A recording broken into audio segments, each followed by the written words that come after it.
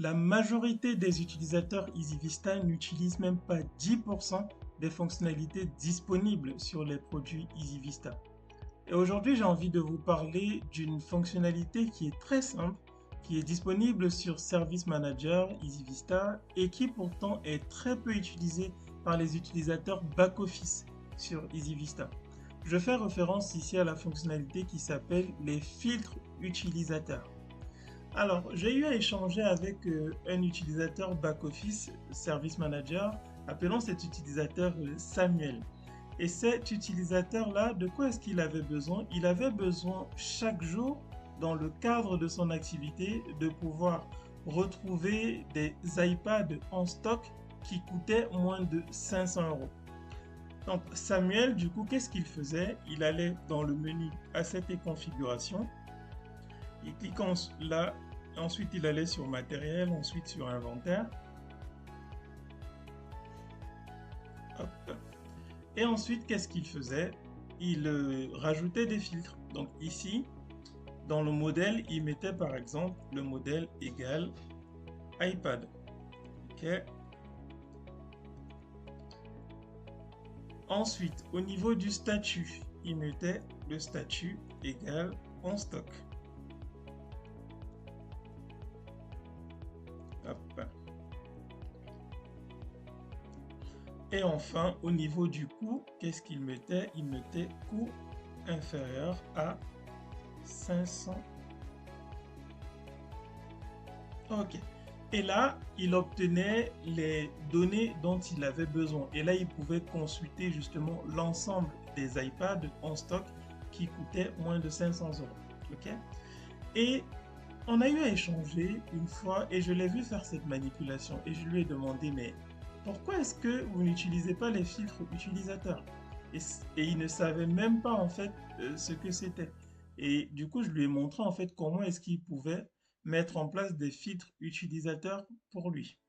Donc, la manipulation, elle est très simple pour mettre en place des filtres utilisateurs et je lui ai dit, clique sur les trois petits boutons que tu as là. Il a cliqué.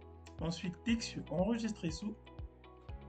Et ensuite, là, il est juste question de pouvoir nommer son filtre utilisateur. Donc, dans notre cas, on va l'appeler iPad en stock à moins de 500 euros, par exemple. Et là, on fait OK. Donc, il a fait cette manipulation-là. Et ensuite, ce que je lui ai dit, c'est, bah écoute, vu que c'est une fonctionnalité, vu que c'est des informations dont tu as besoin de visualiser tous les jours, ce serait pas mal aussi que tu les rajoutes en favori.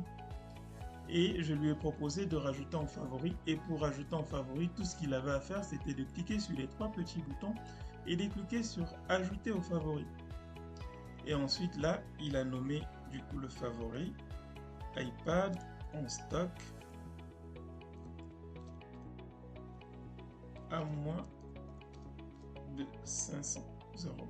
Là, on va juste mettre le i en majuscule et je fais OK. Et donc là, il avait maintenant la possibilité de pouvoir consulter les iPads en stock en moins de 500 euros juste en cliquant ici dans ses favoris.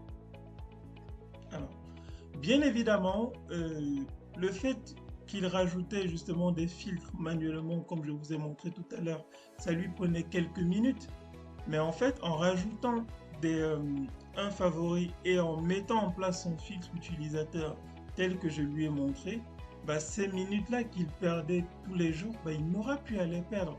Et vous imaginez, si vous perdez 1 ou 2 minutes chaque jour sur toute une année, bah, ça commence à être très important. Donc sachez que quand vous créez des filtres utilisateurs comme Samuel a eu à le faire, ces filtres utilisateurs, vous pouvez les consulter dans la section filtres utilisateurs que vous avez ici. Et les filtres utilisateurs que vous mettez en place ne sont visibles que par vous. Donc, toute autre personne qui viendrait dans le menu inventaire, dans la partie assets et configuration, ne verrait pas ce filtre-là. Parce que ça, c'est un filtre qui est vraiment propre à vous. Donc, n'hésitez pas aujourd'hui, dans le cadre de votre activité, notamment si vous utilisez Service Manager, à mettre en place des filtres utilisateurs pour des actions que vous êtes amené à faire de façon très fréquente ou de façon quotidienne, comme c'est le cas de Samuel. Donc là, vous pouvez voir que les filtres utilisateurs vous permettent trois choses. Premièrement, les filtres utilisateurs vous permettent de gagner du temps. Deuxièmement, les filtres utilisateurs vous permettent d'éviter de faire des tâches chronophages et répétitives. Et troisièmement, les filtres utilisateurs vous permettent de pouvoir retrouver les données pertinentes pour vous selon votre activité.